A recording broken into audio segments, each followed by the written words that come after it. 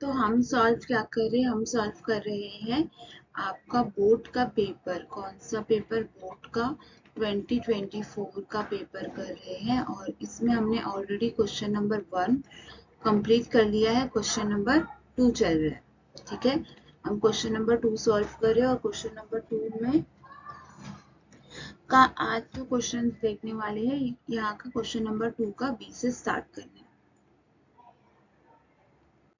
सो हमारे पास question number जो था क्या, बी में क्या दिया गया, दर्ज झेल सवालों के जवाबात लिखे। तो जवाब लिखे में सबसे पहला क्वेश्चन था, दोबेरॉस की तस्लील की एक मिसाल देकर बयान कीजिए।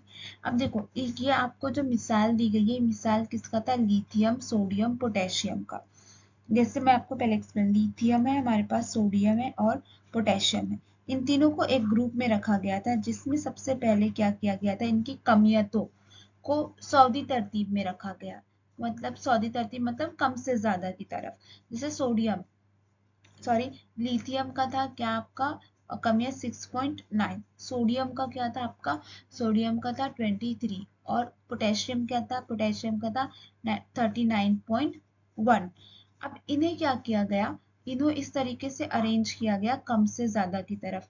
और क्या किया गया, ये बताया गया कि अगर जो दरमियान में है, जो दरमियान की कमियत है, वो जो साथ में जो दिया गया है, इन दोनों एलिमेंट की कमियत की क्या है, औसत है। इसका क्या मतलब बताया गया कि अगर मैं 39.1 को जमा कर दूं 6.9 से, और इसको, इनमें दो एलिमेंट्स है, इन दोनों को 2 से जब मैं तकसीम कर दूं तो क्या आ जाएगा, ये हो जाएगा आपका 46 डिवाइडेड बाय 2। तो 2 1 जा 2, 2 2 जा 4, 2 3 जा 6, तो ये कितना आ गया 23। तो ये आपका फर्स्ट, इन दोनों एलिमेंट का जो औसत होता है वो किसके बराबर होता है, आपके बीच के जो एलिमेंट है उसके कमियत के बराबर होता है। इसके हिसाब से दोबेरॉस ने सारे एलिमेंट्स को अरेंज किया।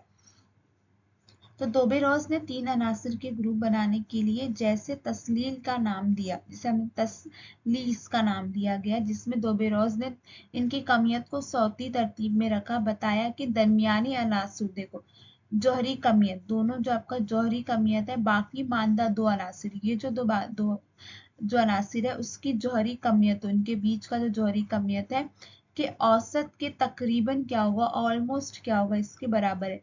मतलब अगर इन दोनों का औसत निकाले तो वो किसके बराबर आ जाएगा, आपके बीच के एलिमेंट के बराबर आ जाएगा। इस तरीके से उन्होंने क्या किया, सारा का सारा एलिमेंट्स को अरेंज किया था। ओके, तो ये जो क्वेश्चन है, ये क्वेश्चन कहाँ से दिया है, जेल में शक्ल पहचानिए और इनका इस्तेमाल लिखिए। तो ये हमने चैप्टर नंबर 4 में भी आपको ये डायग्राम क्वेश्चन में मश्क में दिया गया है कि ये जो है, ये आपका कौन सा है, डीसी जनरेटर है, डायरेक्ट करंट जो फ्लो करता है, और इसका इस्तेमाल रास्त बरकी रवा पैदा करने के लिए किया जाता है। उसके बाद जो हमारा नेक्स्ट क्वेश्चन है वो क्या दिया गया है, सैयारा बरदार गाड़ी से क्या मुराद है, किसी एक भारतीय सैयारा बरदार गाड़ी के नाम लिखिए। तो यहाँ पे जवाब में क्या आएगा, सैयारों को उनके मखसूस मदारों में पहुंचाने के लिए जिस गाड़ी का इस्तेमाल किया जाता है, इसे हम क्या कहते हैं, सैयारा बरदार गाड़ी कहा जाता है। मिसाल के तौर पर क्या दिया है आपको, PSLV। नेक्स्ट क्वेश्चन क्या है, आजादा हरकत से क्या मुराद है, ये कब मुमकिन है। इसका जवाब है, अगर कोई जिस्म सिर्फ शक्ली कुव्वत के असर पर मुतहरिक हो तो इस हरकत को आजादा हरकत कहते हैं। ये सिर्फ खला में ही मुमकिन है।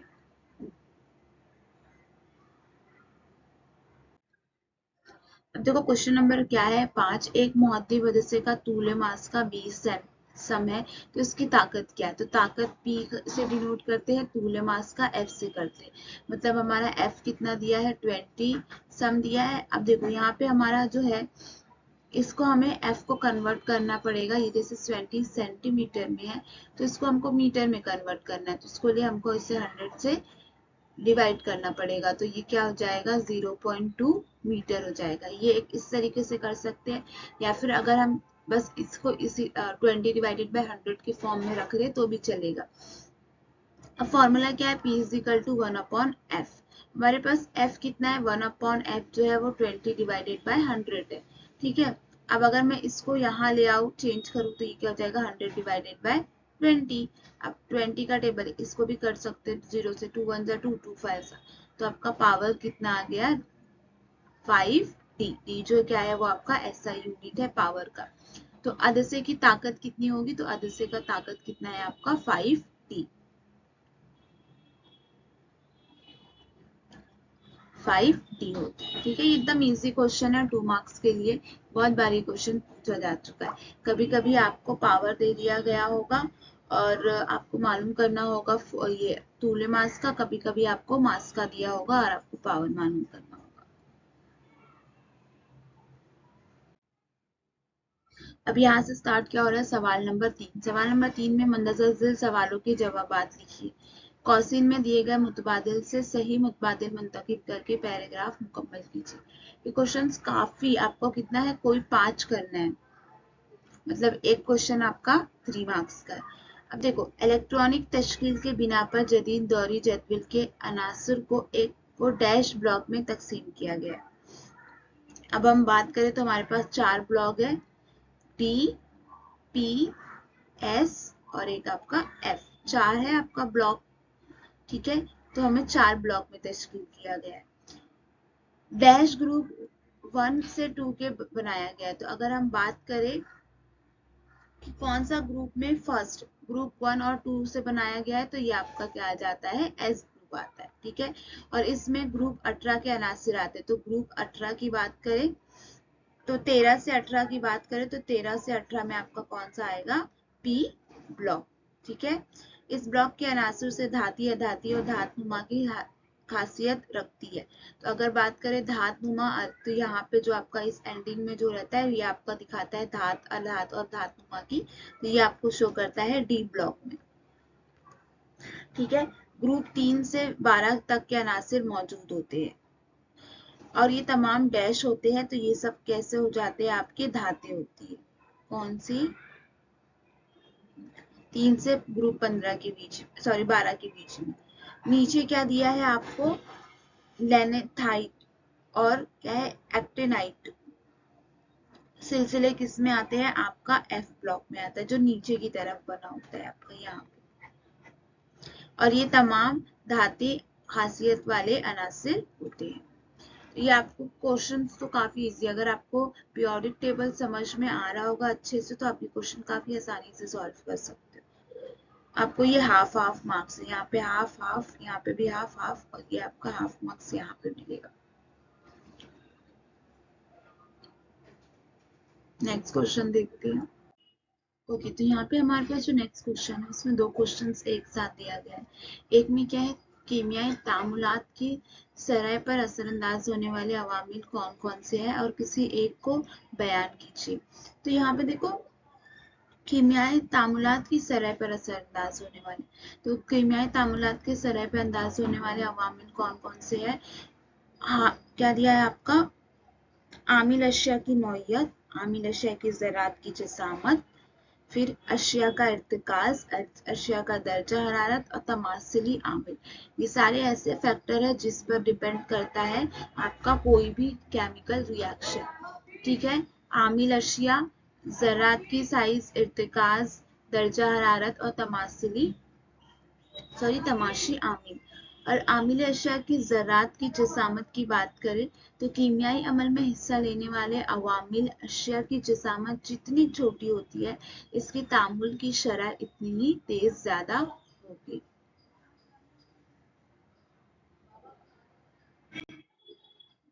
अब क्वेश्चन नंबर 3 में देखो, ये आपको डायग्राम दिया गया है। ये क्वेश्चन आपका चैप्टर नंबर 5 से पूछा गया है। दर्ज तरसीम का मुशाहिदा कीजिए और सवालों के जवाबात लिखिए। तो इसमें क्या क्या दिया गया है आपको, देखो ये डायग्राम जब हम देखेंगे तो इसमें हमारे पास क्या दिया है, यहाँ पे हमें जो दिया है डिग्री सेल्सियस में, ये क्या दी गई है, हमें पैमाइश दी गई है, टेम्परेचर दिया गया है, यहाँ पे हमें टाइम दिया गया है। ठीक है, अब हम सबको पता है कि जब 0 डिग्री सेल्सियस की बात करें तो 0 डिग्री सेल्सियस से बर्फ बनना शुरू हो जाता है। और यहाँ से जब ये आगे जा रहा है 1 डिग्री 2 डिग्री 3 डिग्री, तो यहाँ क्या हो जाएगा आपका, फिर से बर्फ से पानी बनना स्टार्ट हो जाएगा। ठीक है, तो यहाँ पानी बनना स्टार्ट हो जाता है। अगर हम बात करें यहाँ पे 100 डिग्री सेल्सियस पे, तो अब यहाँ पे 100 डिग्री पे क्या हो जाएगा, आपका जो पानी होता है वो पानी भी किस में बदलना स्टार्ट हो जाता है, भाप बनना स्टार्ट हो जाता है। तो अब यहाँ पे ये साइड तो आपको टेम्परेचर दे दिया गया है, यहाँ पे आपको टाइम दे दिया गया है। अब यहाँ से पहली लाइन जो है वो क्या है, ए से बी दी गई है आपको, और बी से सी दी गई है। ठीक है, तो यहाँ पे ए से बी जा रहा है, और यहाँ पे क्या जा रहा है, बी से सी, दो लाइनिंग दिखाई गई है। अब बर्फ से पानी बनना, बर्फ से पानी बनने का जो रिएक्शन है वो ए से बी में दिखा रहा है, और बी से सी में आपको क्या दिखा रहा है, यहाँ पे अ, जोश खाता हुआ पानी और भाप। तो यहाँ पे आपको उबाल भी आ जाएगा, और उबाल आने के बाद क्या बन जाएगा, भाप बन जाता है। जैसे 100 डिग्री सेल्सियस से ऊपर गया तो ये आपका भाप बनने लगेगा, और यहाँ पे क्या आ जाएगा, आपका जोश खाता हुआ पानी। ठीक है, यहाँ पे टाइम दिया गया है, यहाँ से क्या हो जाएगा, अब देखो बर्फ से पानी बनेगा, तो बर्फ से पानी बन रहा है, यहाँ से स्टार्ट हुआ, ये आपका 0 डिग्री है, तो 0 डिग्री में तो बर्फ रहेगा, बर्फ से जब पानी हो रहा है तो आपका बर्फ किस में होता है, ठोस, तो ठोस से किस में कन्वर्ट हो रहा है, आपका ये माए में कन्वर्ट हो रहा है। यही हम बात करें, यहाँ पे क्या हो जाएगा, आपका पानी किस में होता है, माए में होता है, तो यहाँ क्या हो जाएगा, माए से किस में कन्वर्ट हो जाएगा, ये भाप में, तो वो किस में आ जाता है, आपका गैस में। ठीक है, इतना समझा होगा आपको, मुझे उम्मीद है। यहाँ पे जो दिखा रहा है ये आपका कन्वर्जन किसका दिखा रहा है, बर्फ और पानी का।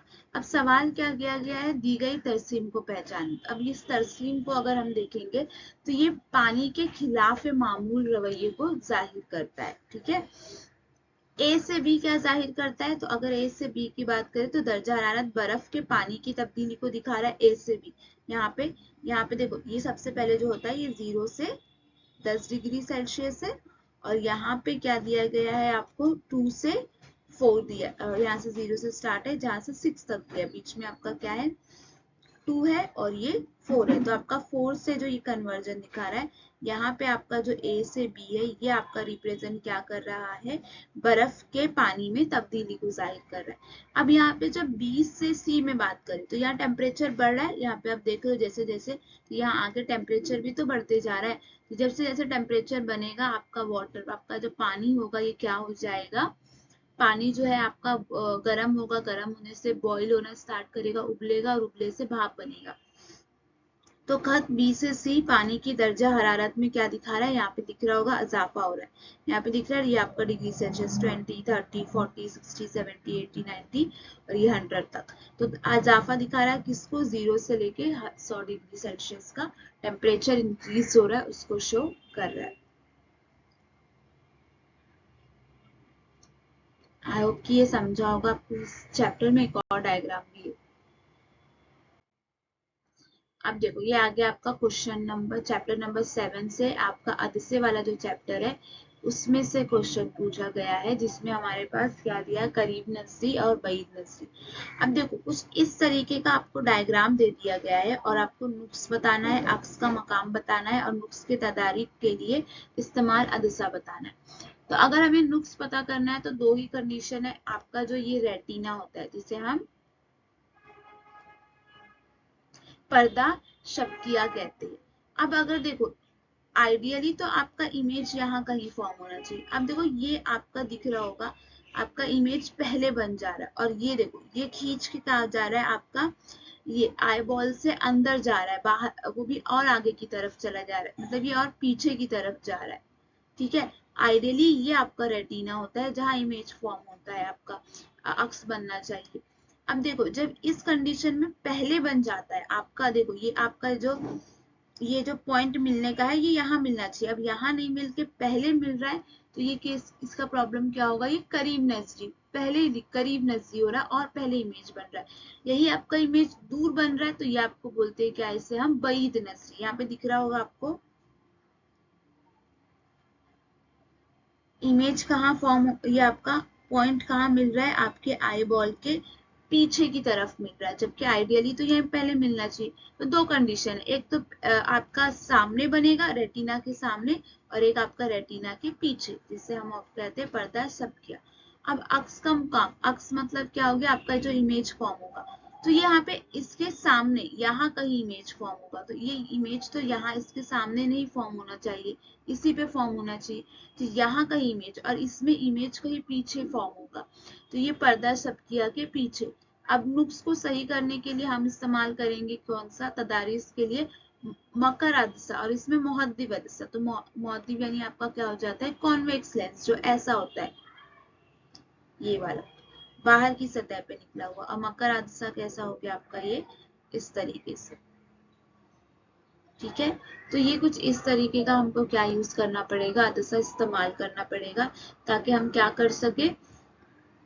मुहद्दिब अदसा क्या करता है, सारी जैसे ये पीछे की तरफ आगे की तरफ चला, सॉरी ये पीछे की तरफ जा रहा है, तो इसको ऑन पॉइंट पे लाएगा। और मकर अदसा भी क्या करता है, इसे ऑन पॉइंट पे लाने की कोशिश करता है। सारा खेल आपको तभी समझ में आएगा कि किस तरीके, जब आपको एक एक पार्ट का रोल पता होगा। तो जैसे पर्दा शब्किया क्या होता है, मकर अदसा क्या होता है, मुहद्दिब अदसा क्या हो जाता है, बईद नजरी क्या होता है, करीब नजरी, इसके लिए आपको ये चैप्टर अच्छे से समझ में आना चाहिए।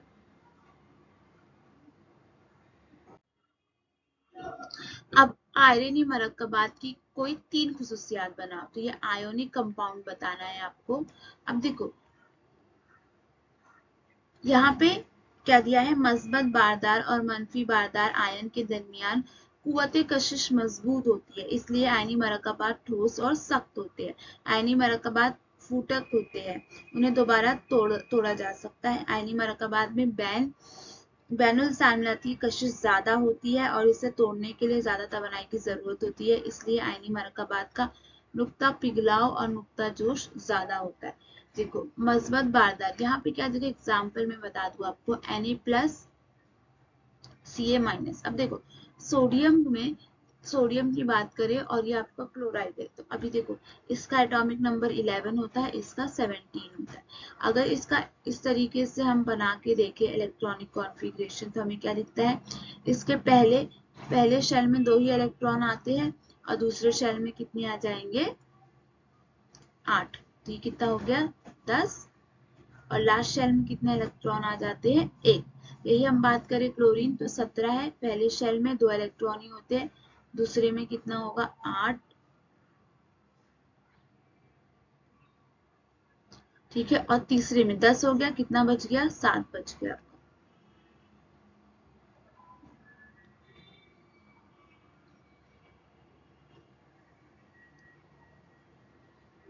ठीक है, 1 2 3 4 5 6 7, यहाँ पे 7 हो गया। अब Na यहाँ पे देखो, इसके आखिरी शेल जो होता है, इसमें सिर्फ बस आखिरी मदार में एक ही इलेक्ट्रॉन है, इसके पास 7 है।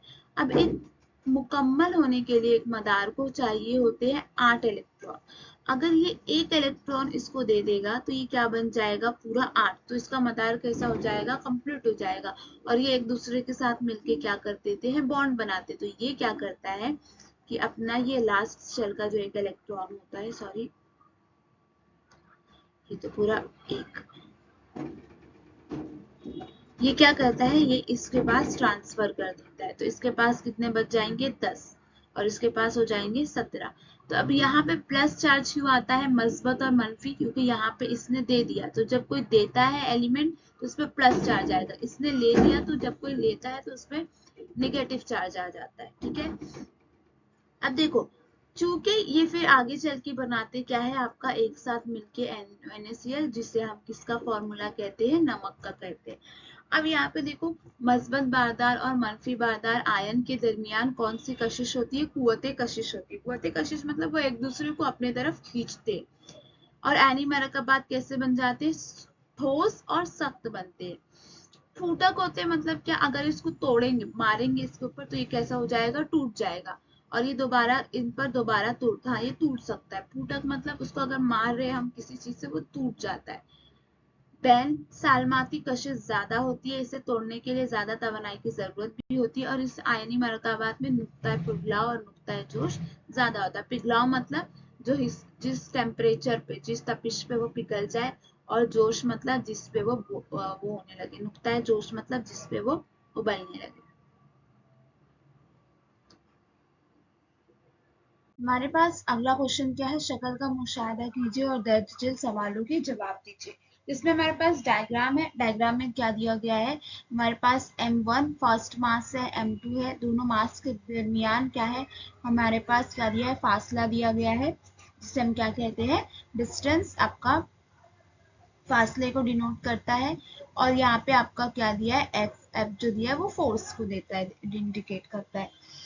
अब देखो सवाल हमारे पास तीन है, ये आपका चैप्टर नंबर 1 का क्वेश्चन है। न्यूटन के कशिश शक्ल का कानून बताना है, लिखिए। जो कि आपको मैं बताती हूँ अभी। अगर दो अजसाम के दरमियान फासला 3 गुना है, मतलब आपका 3D हो जाएगा, तो शक्ली कुव्वत क्या होगी। और अगर दो अजसाम में किसी एक की कमियत, तो कमियत क्या हो जाती है, आपका मास, ये अगर दुगना हो जाए तो क्या होगा, तो मतलब आपका मास क्या हो जाएगा, 2 गुना हो जाएगा, तो क्या होगा। तो हमें ये सॉल्व करके बताना है। तो देखो सबसे पहली कंडीशन को सॉल्व करते हैं। पहली कंडीशन क्या है, न्यूटन का कशिश शक्ल का कायनाती कानून, ठीक है, क्वेश्चन नंबर 1 दिया है। अब देखो यहाँ पे हम बात करें तो ये कशिश शक्ल का, तो इसमें आपका क्या आ जाता है, फोर्स, जी आ जाता है gravitation, M1 M2 D square. हमने सेम देखा था, दो मास होता है हमारा M1 M2, इन दोनों के बीच में जो डिस्टेंस है, जो फासला है, इसको डी से डिनोट करते हैं। और यहाँ पे हमारे पास फोर्स दिया गया था। अब अपने पास हमें ये बताना है कि न्यूटन का कशिश शक्ल का कायनाती कानून क्या है। तो क्या दिया है, कायनात का हर एक जिस्म दूसरे, क्या दिया है, कायनात का हर एक जिस्म दूसरे हर जिस्म को मुकर्रर कुव्वत से क्या करता है, कशिश करता है। मतलब एक चीज दूसरी चीज को अपने तरफ खींचने की कोशिश करता है। ये कुव्वत एक दूसरे को कशिश करने वाले अजसाम की कमियतों के हासिल ज़र्ब के तनासुब और इनके दरमियान फासले की, इनके दरमियान जो फासला होता है, इससे क्या किया जाता है, मुरब्बे के माकूस तनासुब किया जाता है। मुरब्बे का माकूस मतलब आपका स्क्वायर में माकूस किया जाता है, ठीक है। और अजसाम की कमियतों मतलब क्या हो जाएगा, M1 M2 जो आपको डिनोट करता है मास, मास यानी वेट, जिसे हम क्या कहते हैं, कमियत। तो आपका फॉर्मूला फोर्स क्या हो जाता है, ग्रेविटेशन, दो दो अजसाम के बीच का कितना कशिश है, ये हो गया। और वो किसको इंडिकेट करता है, आपका डी स्क्वायर। डी स्क्वायर मतलब इनके दरमियान में कितना फासला है, मुरब्बे के माकूस के तनासुब में, तो ये आपका डी स्क्वायर हो गया। अब क्वेश्चन नंबर 2 क्या था,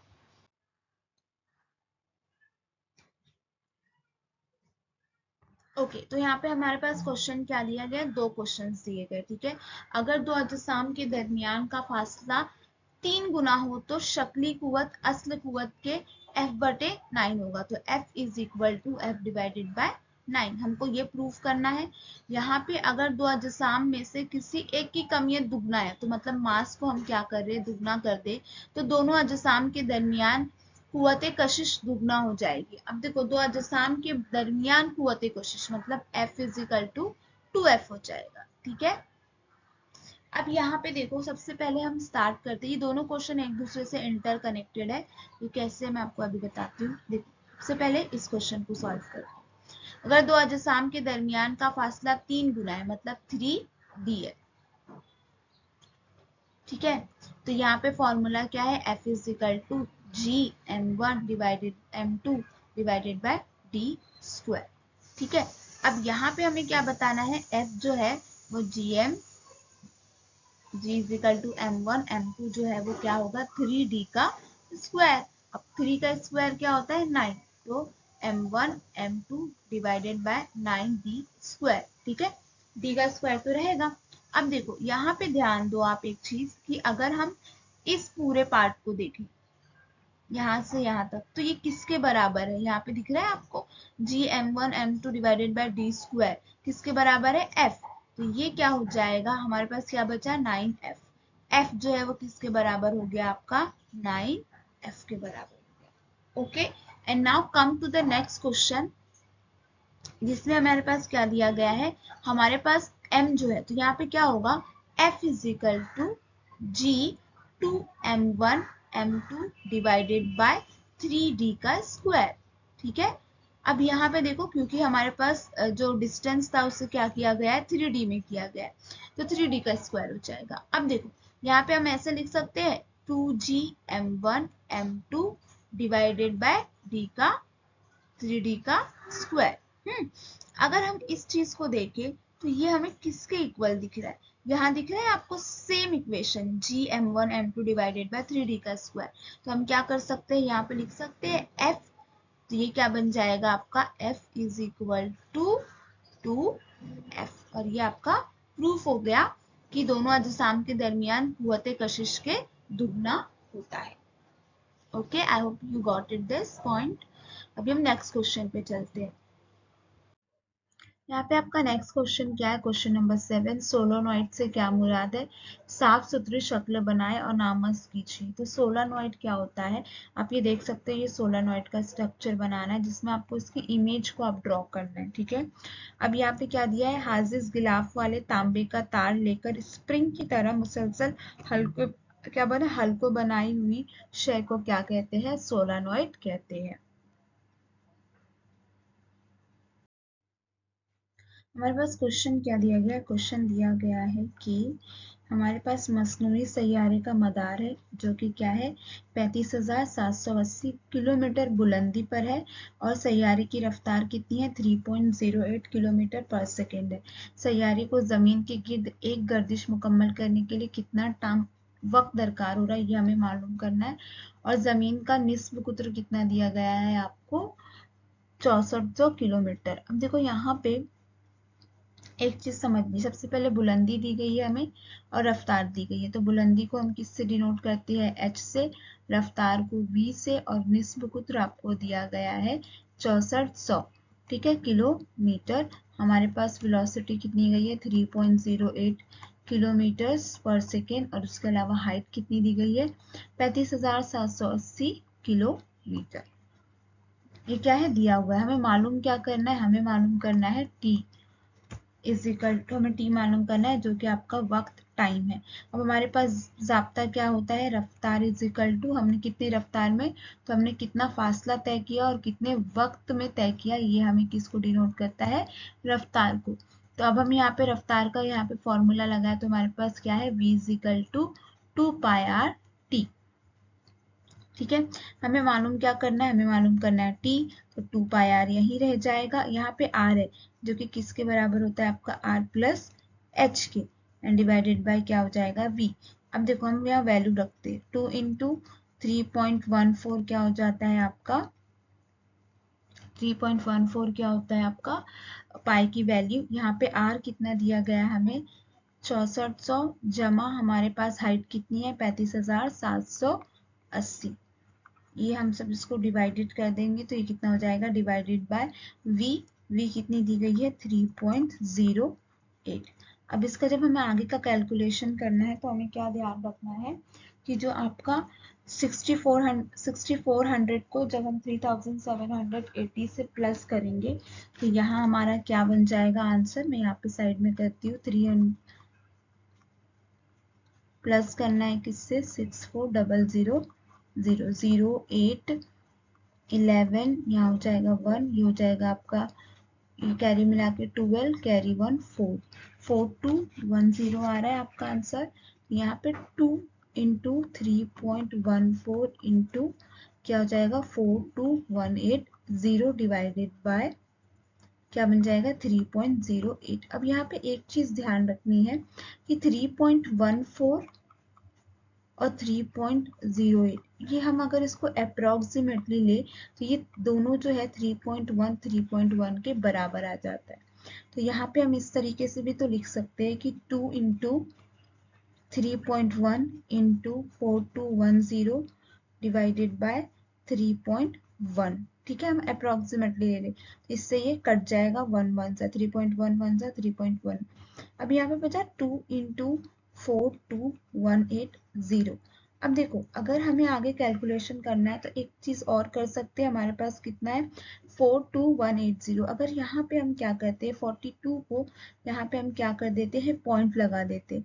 अगर हम इस कंडीशन में जब हम कभी भी पॉइंट लगाते हैं तो हम यहाँ पे 0 ऐड कर सकते हैं। तो यहाँ पे अगर हम इस तरीके से लिख देते 2 इंटू 42 इंटू 10⁻³ तो यहाँ पे क्या हो जाएगा, ये आपका क्या बन जाएगा 2 इंटू 42 इंटू 10⁻³ अगर ये दोनों को मल्टीप्लाई करें तो कितना हो जाएगा, 2 दूनी 4, 4 दूनी 8 और यहाँ पे 3 0 है, 1 2 3, ये तो आपका आंसर हो जाएगा 84,000 सेकेंड। टाइम पता करना है तो आप अगर बोलोगे कि सर मैम ये तो सेकेंड में है, हमें मालूम करना है, बताओ कितने घंटे लगेंगे, तो हम क्या कर देंगे यहाँ पे 84,000 डिवाइडेड बाय 3600, ठीक है। यहाँ से आपका क्या करने का, 0 से 0 कट जाएगा और अब आप जब इसको कैलकुलेट करोगे तो इसको आपको 36 का टेबल आपको उसके लिए 36 1 जा 36, 32 6 2 जा 2 करना पड़ेगा।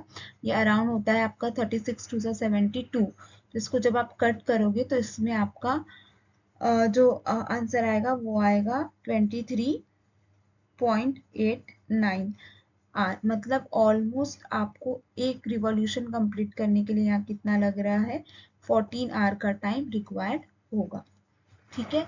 आई होप आपको ये समझ में आए। ये वाला जो कैलकुलेशन था इसको समझने के लिए आपको टेबल 36 का लर्न करना पड़ेगा, ठीक है, या फिर आप साइड में ड्रॉ करके भी कैलकुलेट कर सकते हो। आई होप कि आपको ये समझ में आया। Let's come to the next question.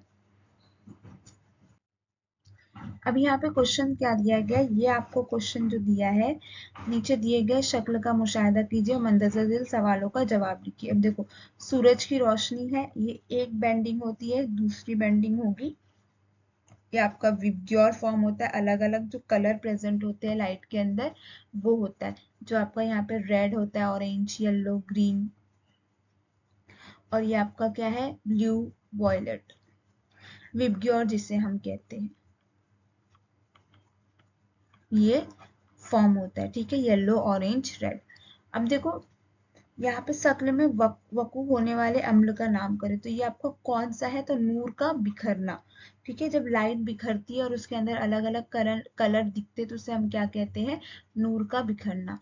किस शुआ में का इन्हिराफ सबसे ज्यादा होता है, तो क्या है, बनफशी शुआ का इन्हिराफ सबसे ज्यादा होता है, और सुर्ख शुआ, सुर्ख यानी जो रेड शुआ है सबसे कम इसका इन्हिराफ होता है। उसके बाद है इस कुदरती मजहर का नाम लिखिए जो मरकूजा बाला पर मुनबे है, तो इसे हम क्या कहते हैं, मजहर कौस से कजा। और तेफ की तारीफ लिखिए, तो रोशनी को अलग अलग रंगों की पट्टी को तेफ कहते हैं। जब अलग अलग पट्टियों में वो दिखता है, हर एक कलर दिखता है लाइट के अंदर का, तो उसे हम क्या कहते हैं, तेफ कहते हैं। तो रंग के पट्टियों को हम क्या कहा जाता है, तेफ कहते हैं। ओके, तो इस क्वेश्चन में क्या दिया गया है हमें कि ज़ेल की शक्ल मुशाहिदा कीजिए और ज़ेल के सवालात के जवाब लिखिए, ठीक है, ये हमें पूछा गया है। अब इसमें स्टार्ट करेंगे, सबसे पहले आमिल अशिया के नाम बताइए। तो आमिल अशिया मतलब कौन कौन से अशिया यहाँ पे केमिकल रिएक्शन कर रहे हैं। तो यहाँ पे हमारे पास कौन सा अशिया, एसिडिक एसिड, जो कि क्या है आपका CH3COOH, और सेकंड क्या है आपका सोडियम कार्बोनेट, सोडियम कार्बोनेट मतलब Na2CO3। अब एक चीज ध्यान दो, अगर ये दोनों रिएक्शन करेंगे तो हमारे पास क्या है, CH3COO, तो ये क्या हो जाएगा, यहाँ पे सोडियम आके यहाँ अटैच हो जाएगा। अब देखो यहाँ पे चूंकि सोडियम 2 है तो यहाँ पे हमें क्या करना पड़ेगा, 2 molecule of acidic acid add करना पड़ेगा ताकि हमारा रिएक्शन बैलेंस हो जाए। तो यहाँ पे अगर हम क्या कर देंगे, 2 मॉलिक्यूल ऑफ, तो यहाँ पे क्या बन जाएगा, आपका सोडियम भी हो गया और यहाँ पे भी एसिडिक एसिड 2 मॉलिक्यूल का था। अब हमारे पास हाइड्रोजन कितना बचा, 2, ठीक है। यहाँ पे और क्या बच गया आपका, कार्बोनेट। तो यहाँ पे क्या कर सकते हैं हम, हाइड्रोजन कितना है हमारे पास, H2, एक ऑक्सीजन यहाँ से ले लिया तो ये बन गया H2O और आपका बन गया आपका कार्बन डाइऑक्साइड। सवाल नंबर 1 क्या दिया है, आमिल अशिया, तो आपके पास आमिल अशिया एसिडिक एसिड और दूसरा सोडियम कार्बोनेट है, ठीक है। सेकंड में क्या दिया है, बड़ी इम्तिहानी नाली में बुलबुलों की शक्ल में निकलने वाली गैस कौन सी होगी, तो आपका बुलबुलों की शक्ल में जो निकलता है वो कार्बन डाइऑक्साइड है, और जो क्रैक करके आवाज आता है वो आपका हाइड्रोजन होता है। चूने के साफ पानी के रंग में तब्दीलियां वाक़ होती है। तो चूने के साफ पानी के रंग में कौन सी तब्दीली होती है? अब देखो, चूंकि कार्बन डाइऑक्साइड रिलीज होता है तो ये क्या सा दिखने लगता है? मिल्की। मिल्की मतलब क्या हो जाता है? दूधिया रंग का दिखना। कार्बन डाइऑक्साइड चूने के साफ पानी से गुजर जाए तो इसमें रंग कौन सा आ जाता है? दूधिया रंग हो जाता है। ठीक है। मरकूजा वाला अम्ल में सोडियम कार्बोनेट की बजाय कौन सी कीमियाई एशिया का इस्तेमाल करने पर ऐसा ही नतीजा हासिल होगा? अब अगर हम इसमें सोडियम कार्बोनेट जो यूज किया Na2CO3, इसकी जगह अगर सोडियम बाइकार्बोनेट का इस्तेमाल भी करें, जिसे हम बेकिंग सोडा कहते हैं, सोडियम बाइकार्बोनेट, तो यहाँ पे भी क्या हो जाएगा? आपका दूधिया रंग ही नजर आएगा। ठीक है। एसिडिक एसिड का इस्तेमाल, तो एसिडिक एसिड जो होता है इसे हम प्रिजर्वेशन के लिए इस्तेमाल करते हैं, मतलब अचार को हिफाजती तौर पर लॉन्ग टाइम तक हम जैसे स्टोर करते रखते हैं, इसके लिए इसका इस्तेमाल किया जाता है। ठीक है। तो ये इस पूरे पेपर का लास्ट क्वेश्चन था। यहाँ पे हमने 2024 के सारे क्वेश्चन पेपर 1 के सॉल्व कर लिए हैं। Okay, so if you like it, please like the video. Thank you.